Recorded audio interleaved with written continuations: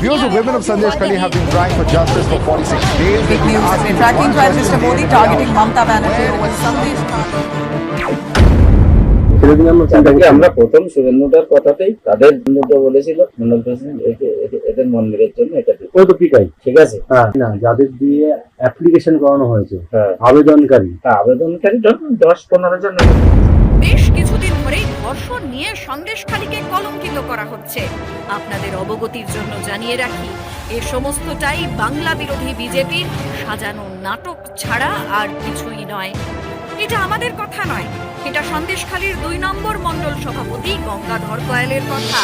সন্দেশখালী নিয়ে ভালো নাটক তৈরি করেছিলেন, আসল তথ্য ফাঁস হয়ে গেছে।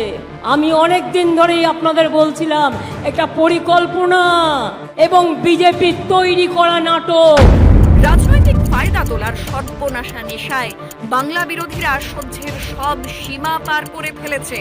বাংলায় তৃণমূল কংগ্রেসের বিরুদ্ধে ভোট পেতে বাংলাকেই পরোক্ষভাবে ব্যবহার করা হচ্ছে।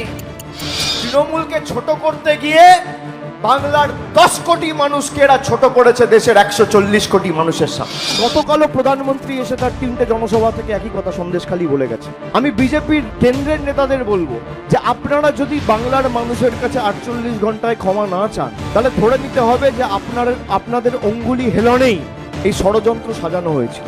আপনাদের অঙ্গুলি হেলনেই এই সন্দেশখালীর গোটা চক্রান্তটা করা হয়েছিল এবং এই 3-4 জনের উপর দায়িত্ব দেওয়া হয়েছিল যাতে বাংলাকে ছোট করা যায়। 120 ঘন্টারও বেশি পার, সময় এগিয়ে চলেছে, এখনো নিরুত্তর বিজেপি।